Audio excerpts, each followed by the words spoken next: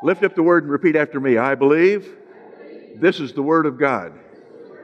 I believe what God says because it is impossible for God to lie. Well, tomorrow there's going to be an eclipse across the United States, right down through the middle. And there's been a lot of things said about it. Some of it is good, some of it is strange, some of it's goofy, some of it's true. But bottom line is, it's happening. It's happening. And you know, the Bible has a little bit to say about things happening in the sky and signs. And I just want to give you a scripture here before we go any further. Luke chapter 21. And there will be signs in the sun, in the moon. How many of you know that the sun and the moon have something to do with the eclipse? Okay. For those of you back in the Red Skelton days, there was Gertrude and eclipse. Okay. And there will be signs in the sun, in the moon, and in the stars, and on the earth, distress of nations, with perplexity, the sea and the waves roaring, men's hearts failing them from fear, and the expectation of those things which are coming on the earth. For the powers of the heavens will be shaken. Now, specifically, this is talking about before the Lord returns at the second coming. And we know that before the second coming, there is the rapture of the church, where we're caught up about 7 years before the second coming. But even though these things will be happening before the second coming, and the church will not be here, just like with an earthquake, there's warnings. And there's precursors to these events. Before a storm, you can walk out onto your deck and you can tell. You can tell by the barometric pressure and the humidity, and you can tell a storm is coming. There's warning signs. And God has given us warning signs on earth and in the heavens. Luke chapter 21 verse 11 says, "And there will be great earthquakes in various places, and famines and pestilences, and there will be fearful sights and great signs from heaven." So there's going to be things orchestrated by God, but will they be signs that NASA's known about for 40 or 50 years? It's already been written down, then they knew 8 years ago that tomorrow this was going to happen? Or are these signs going to be, and this is something for you to answer in your own hearts, or are these signs going to be something that are unexpected, that NASA cannot predict? Are these going to be things that will be so fearful that at the time they happen, men's hearts will be failing them? You know, it's interesting. It says men's hearts. In editing my book, my editor, back on the East Coast somewhere, changed a lot of the words that say mankind to humankind and this type of thing, because things change in grammar. You know, the word gay doesn't mean the same thing now that it meant 50 years ago. When Audrey Hepburn did her movie 50 years ago called The Gay Divorcee, it meant a woman who's been divorced and she's happy. Well, if they came out with that movie today, The Gay Divorcee, it would not mean that. And so there's a lot of cultural changes. I just want you to know when it talks about men's hearts failing them, that's talking about humanity. That's talking about men and women. It's interesting. I wonder if boys today, when they go up to a girl and ask her to be their girlfriend, do they say, will you be my human friend? I don't know. Something to think about. All right. Acts chapter 2, verse 16. Loretta, will you be my human friend? She's going, what's wrong with you? Acts 2:16. But this is what was spoken by the prophet Joel. Now keep in mind, if in your Bible, it may not show up this way on the teleprompters, but this is written in such a way that you need to understand this is a quote from the Old Testament. This is a quote from what the prophet Joel said many, many centuries before. And here's what he said, as spoken in the book of Acts, and this is spoken, what the prophet said centuries ago is spoken on right after Pentecost, right after the Holy Spirit's been given. It says, and it shall come to pass in the last days, says God. Now, when are the last days? We're here. You know, when someone asks me if I'm a end times preacher, the reality is everybody's an end times preacher right now. Whether you want to be or not, you are. Because we are in the end of days. And it shall come to pass in the last days, says God, that I will pour out my Spirit on all flesh. Your sons and your daughters shall prophesy. Your young men shall see visions. Your old men shall dream dreams. And on my men servants and on my maid servants I will pour out my Spirit in those days. And they shall prophesy. I will show wonders in heaven above and signs in the earth beneath, blood and fire and vapor and smoke. You know, there's just a lot of things happening right now in the heavens and on the earth. You know, in Angie, if you could put up this graphic that I gave you, over in Switzerland, there's this device called CERN. I don't know if anybody's ever heard of it or not. I've got my new book coming out. I've got a whole section on this. But it's interesting that it's been deactivated for a couple of years, and it's being reactivated on the day of the eclipse. Coincidence? Well, we'll see. Now, CERN is a particle collider, and it's 17 miles around it. In fact, this device is so large that it's not just in one country. And what they do is they speed up atoms, and they get them to the place where what they're going to do is they're going to get them to moving at only 7 miles per hour, less than the speed of light. And it's a collider, and they're going to collide these particles, and it's called the LHC, the Large Hadron Collider, and they're going to take these particles and collide them, and in their news release, Angie, could you put up the other slide now? This kind of give you an idea over in Switzerland, Geneva. It goes all the way around. Oh, it's Jim. It's got your wife's name up there, Alice. Well, that's the acronym for this device. So, but here's the interesting thing. Here's what their news release said. CERN is to test. Here's what they're trying to do.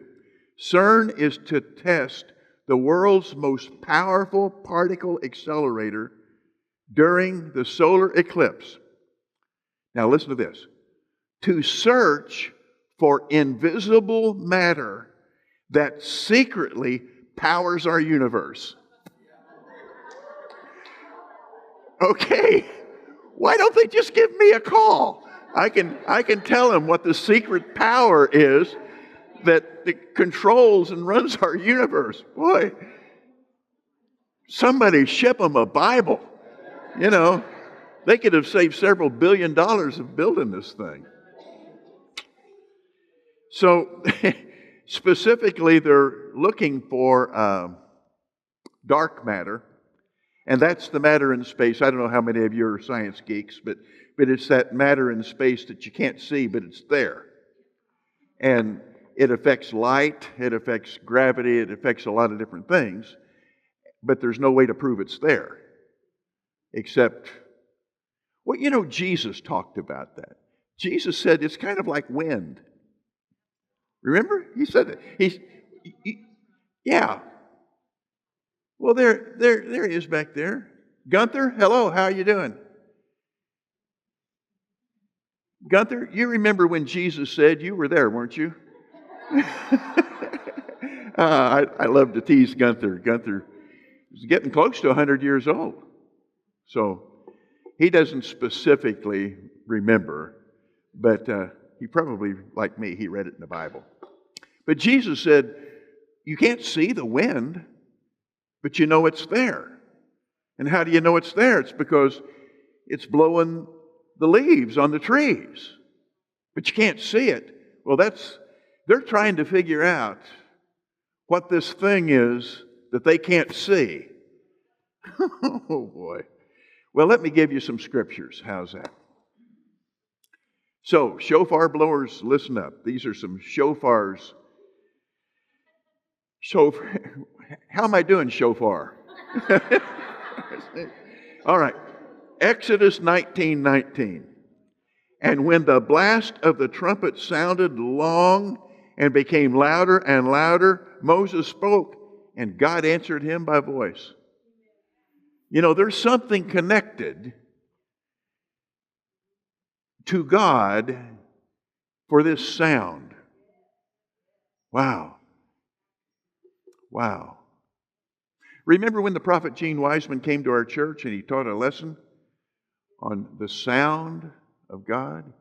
How we need to be listening for the sound. A good friend of mine, Lynn Mink, who just recently went to be with the Lord, wrote a book just before he passed, and it was all about the frequency of God. Judges 6:34. But when the Spirit of the Lord came upon Gideon, then he blew the trumpet, and the Abiezrites gathered behind him. Let me tell you something. When the right sound is made, God puts everything in order. Everything will get lined up the way it's supposed to be lined up when the right sound is made. I'm going to talk to you about what that sound is here in a little bit. 2 Samuel 2:28. So Joab blew a trumpet, and all the people stood still and did not pursue Israel anymore, nor did they fight anymore. Did you know with the right sound, your enemy will be stopped in his tracks and there will be no more fighting? Wouldn't that be nice? Nehemiah 4:20. Whenever you hear the sound of the trumpet, rally to us there. Our God will fight for us. What comes first? The sound. There's a sound. Wow. Tyler, I've been thinking about you. I know you've been out of the country and gone and doing different things, but I've been thinking about you. And God's putting within you the sound.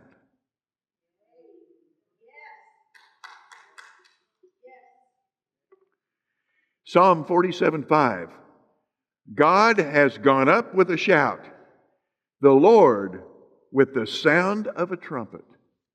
Wow. Psalm 150, verse 3. I actually wrote a song one time about this, and it's kind of interesting. This guy sent me a CD that his band had put out. It was a Christian band. They put this sound out, and they said, "We hope you don't mind. We used your song." I didn't mind. I thought that was kind of an honorable thing. At least they told me. Okay. I haven't seen the royalties yet. Have you seen the royalties? Okay. Not looking for that. Psalm 150, verse 3. Praise Him with the sound of the trumpet. Praise Him with the lute and harp. That would have been a good offering scripture. Praise Him with the lute and harp. Jeremiah 4:19. Oh, my soul, I am pained in my heart. My heart makes a noise to me. I cannot hold my peace. Because you have heard, O my soul, the sound of the trumpet, the alarm of war. You know, the Bible talks about this several places where it says, how will people know to go to battle unless the trumpet is sounded? You know, have you ever stopped to think about it? I mean, armies here on earth, I mean, they wait for the sound of the trumpet to attack.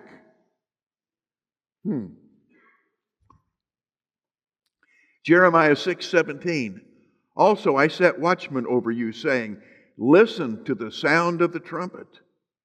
But they said, we will not listen. You can read these stories where people didn't listen to the alarm, and it caused them great grief, great pain, great suffering, many times great defeat, because they wouldn't listen to the warning. It's no accident that today we had the sound of the shofar. We had the sound of the trumpet. It's a call to battle, and it's also a call to listen. Listen for the voice of the Lord. There's several scriptures that talk about after the sound of the trumpet, the Lord speaks. We have to ask ourselves, are we listening? Or are we just talking so much that God can't get a word in edgewise? That happens sometimes. Don't be looking at anybody. All right. Ezekiel 33:5. He heard the sound of the trumpet, but did not take warning. His blood shall be upon himself. But he who takes warning will save his life. I'm proclaiming to you today that the sound of the shofar that was blown today is a warning. And there's many people that once you've heard that sound, you need to repent. You need to move away from what you've been doing. Repentance isn't just saying, I'm sorry. Repentance is turning around and you stop doing what it is you repented of. Permanently. Ezekiel 7:14. They have blown the trumpet and made everyone ready, but no one goes to battle, for my wrath is in all their multitude. Zechariah 9:14. Then the Lord will be seen over them, and his arrow will go forth like lightning. The Lord God will blow the trumpet. Wow, you see that? The Lord God will blow the trumpet and go with whirlwinds from the earth. Now, let's step over into some New Covenant scriptures. Matthew 24:31. And he shall send his angels with a great sound of a trumpet, and they will gather together his elect from the four winds, from one end of heaven to the other. This is talking about when it comes time for Jesus to come back to the earth at the end of the tribulation, and he has his great army with him. We who have gone to heaven in the rapture, and we are in our glorified bodies, the sound of the trumpet's going to gather us together, and we're going to get on the horses with him, and he's going to be on his white horse, and that's where we come back for that great battle when the Antichrist, the false prophet, the beast, they're defeated. And Satan is bound for 1,000 years. There's a trumpet involved. We need to learn to quicken ourselves to the sound of God. 1 Corinthians 15:52. In a moment, in the twinkling of an eye. This is talking about after we have been caught up into the air. So here we are. We're caught up into the air at the catching away of the church. The dead in Christ rise first, then we who are alive, we're caught up in the air. And here's what's going to happen up in the air. In a moment, in the twinkling of an eye, at the last what? At the last trumpet.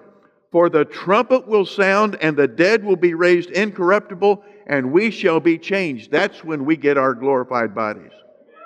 Isn't that good? I'm ready for that trumpet to toot and us to shoot and get out of here. 1 Thessalonians 4:16. For the Lord Himself will descend from heaven with a shout. Do you think that's going to be a quiet event?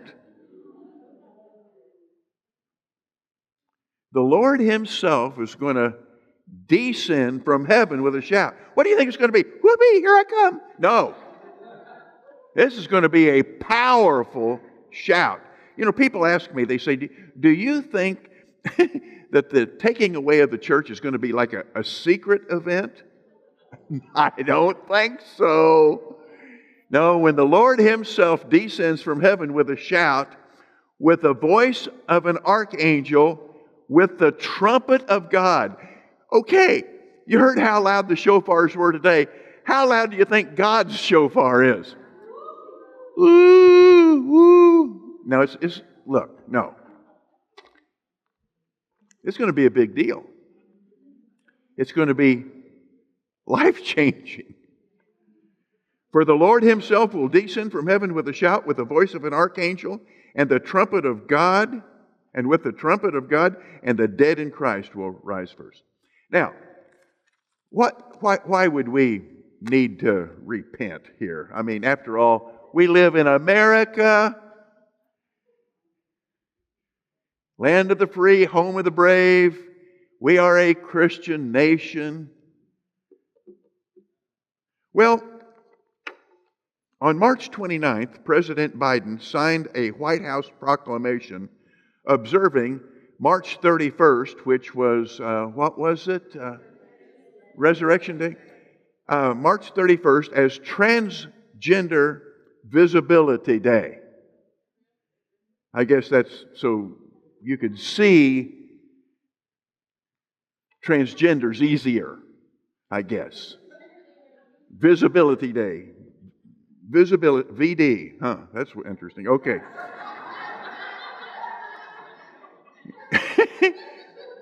This year, that date coincided with Resurrection Day, the holiest day on our calendar of this Christian nation, and really the most important day in human history. And it was declared Transgender Visibility Day. Well, let me enlighten you on something here. Enlighten means turn on the light. You ready? All right. In America, we have 3 months and 28 individual days that are devoted to LGBT alphabet, whatever, causes. Let me give you an example or two. Transgender Day of Visibility, March 31st. International Asexuality Day is April the 6th.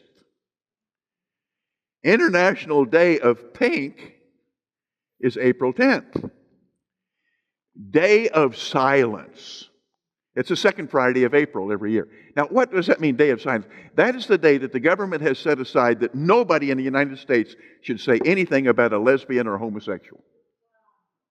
You cannot speak anything evil on that day, or even make any snide remarks. It's a day of silence. Simon and Garfunkel, whatever, okay. Okay, April 26th is Lesbian Visibility Day. Did you know that? Okay. International Day Against Homophobia, Transphobia, and Biphobia is May 17th. These are government-sanctioned days that the United States of America has said, we need to set these dates aside. I don't even know what this is. Pansexual Awareness and Visibility Day is May 24th. Pan. I don't know what that means. I mean, there was a Greek god named Pan. He was, what, half goat, half man? Whatever. Harvey Milk Day is May 22nd. Harvey Milk was a gay activist many, many decades ago that was killed, and they believe he was killed. Harvey Milk was killed because he was gay. That may or may not be true. Pride Month, the entire month of June. What does the Bible have to say about pride? Oh boy. I don't like even using the word pride. It says God hates the proud. I mean, you can't even list on a sheet of paper all the references to scriptures that where God says pride is a bad, bad thing. Okay. Oh, here's one. For those of you who have, Chris, you'd like this. You've got a lot of hot rod friends that got, hot rod cars. International Drag Day. That's. I remember that. We used to do a lot of drag racing when I guess drag racing takes on a whole new meaning now, doesn't it? Oh, well. I don't know how they run in those high heels. Okay. LGBT History Month is designated by the government the entire month of October. So if you want to learn about LGBT in October, the government has pamphlets they will mail to you absolutely free that will give you the history of LGBT. I can't even say that word. LGBT. How do you pronounce that? Oh well, whatever. Okay. If any of you are still in the closet, October the 11th is a National Coming Out Day. So if you're in the closet, come out, come to church. I'll pray for you. All right. Spirit Day is in October. Intersex Awareness Day. What is intersex? Don't tell me. I don't. That was a rhetorical question. If you're sitting next to somebody that yelled out the answer, move over just a little. I don't know. Okay, and there's only a couple left that I'm going to mention. There's several more. Transgender Awareness Month, the entire month of November. Transgender Day of Remembrance is November 20th, and that is the day we're to remember all of those who have died who were transgenders. I have a gentleman that I know. In fact, I've invited him to come and speak at the church. And we don't have a date set yet, but you remember the gentleman. He's probably, I would say, around 40, 45 years old right now. And he was born as a boy, a man, and he decided he wanted to be a woman. And so he had all of the surgeries done to take away all of his manliness and to implant womanness. And he became a woman, not very attractive, I might say, but he became a woman for many, many years. And then he got saved. God spoke to his heart, and he went back and had all the surgeries that were possible, and they all weren't possible, but all that were possible reversed. And now he speaks at churches and civic groups, letting them know the horribleness of what he went through and how he is a man. He always was a man, but now he is a deformed man. And just to see him, you wouldn't know that. But when children are told at the age of 5, 6, and 7 that you get to choose, and it's just amazing to me what you probably all know this story, but the Hollywood couple who had a child, I believe it was maybe 8 or 9 months ago, and on the newscaster asked them, well, just out of curiosity, we're all wanting to know, was it a boy or a girl? And they said, we don't know. The child is not old enough to let them decide yet. And I'm thinking, oh my goodness, get one of the kids out of our children's church. They can tell you if it's a boy or girl or not. But the world, the Bible says there's going to be signs in heaven. Well, there's signs here on the earth too. And, we may be strutting around to the rest of the world calling ourselves a Christian nation, but there's got to be some repentance and there's got to be some changes made. There's got to be some things change.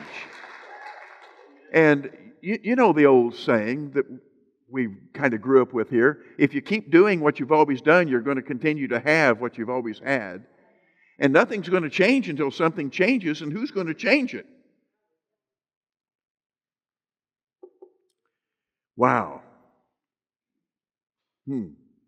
Well, Jesus said in Luke 18:8, He said, when the Son of Man returns, will He find faith on the earth?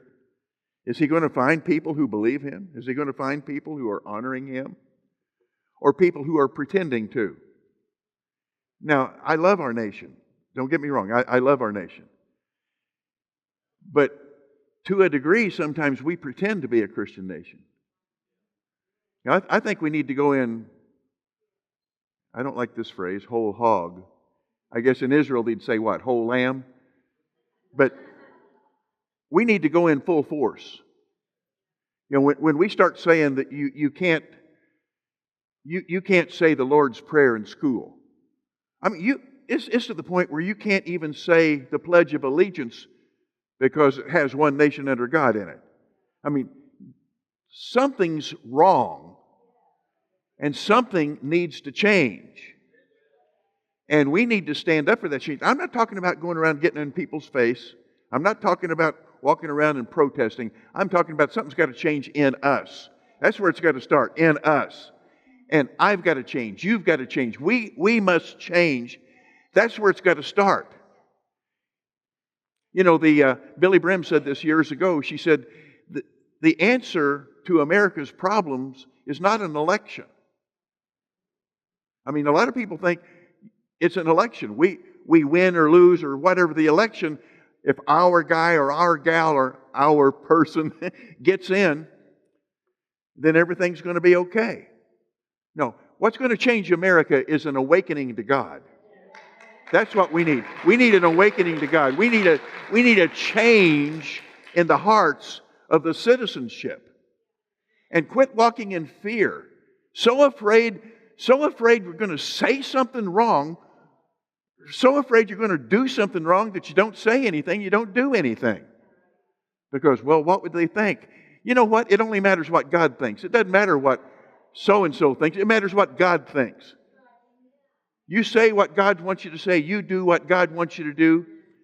You be led by the Spirit and walk in love, and everything's going to be okay. Because 1 Thessalonians 4:16, I read part of this earlier, for the Lord Himself will descend from heaven with a shout, with the voice of an archangel, and with the trumpet of God, and the dead in Christ will rise first. Then we who are alive and remain shall be caught up together with them in the clouds to meet the Lord in the air, and thus we shall always be with the Lord. This is good. Now here's my word for the church today. And my word is Scripture. I'm just going to repeat the word. Philippians 4:16. A lot of people are wondering what to do about all the earthquakes, what to do about the signs in the sky, what to do about the government. What to do? Here's what to do. Philippians 4:6. Be anxious for nothing. You may be in this world, but you're not of it.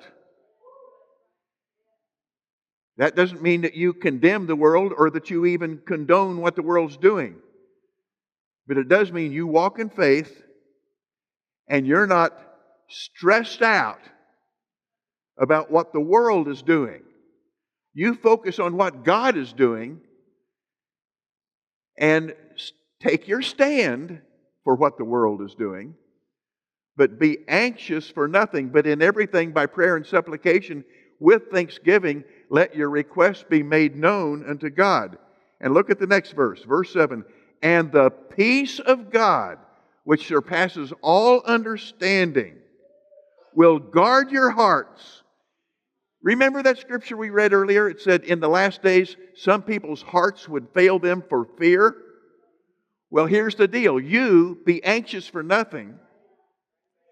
And the peace of God, which surpasses all understanding, will guard your heart and your mind through Christ Jesus.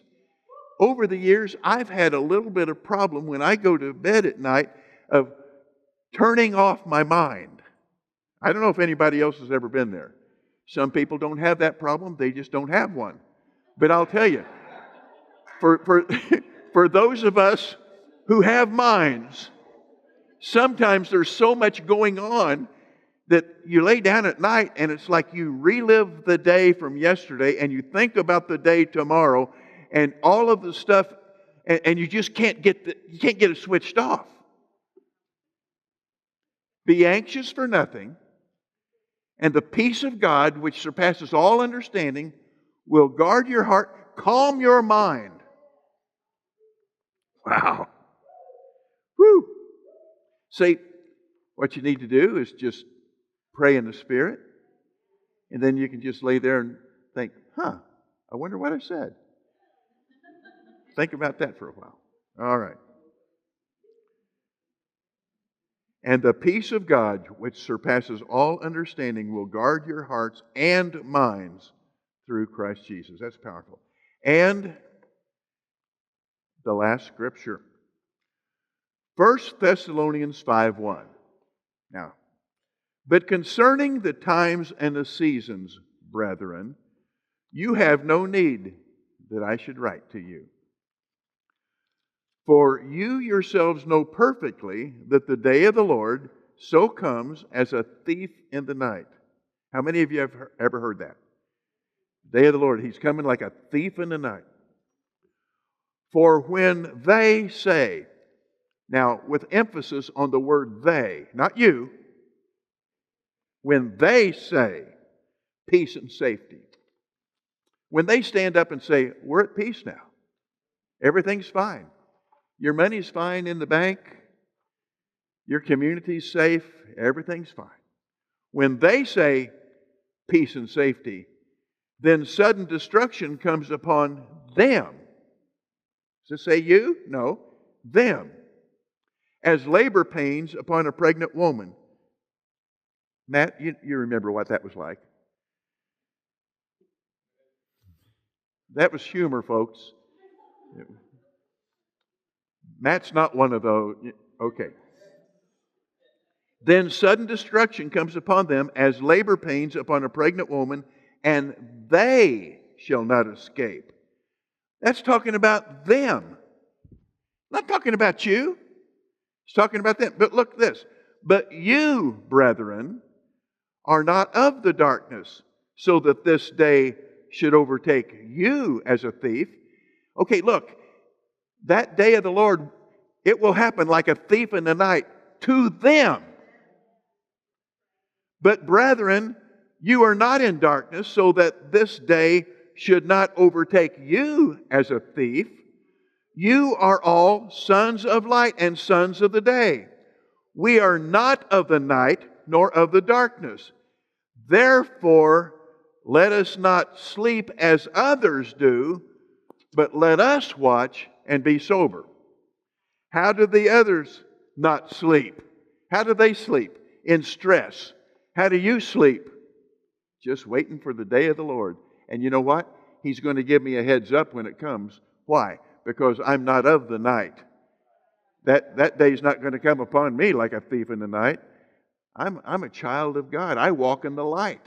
I am a child of light. God is light. He is my Father. Oh, this is good stuff. This is good. So, what does that tell us? Don't get stressed. The signs, are they signs from God or are they counterfeit signs? Well, you be led by the Spirit. I'm not going to say this. There are signs, and there are signs that are not signs. I mean, there are a lot of people that got caught up in 88 reasons why Jesus was coming in 1988. You know, a lot of people sold their businesses, walked away from car loans and all kinds of stuff. And then it didn't happen, so the guy had to write another book.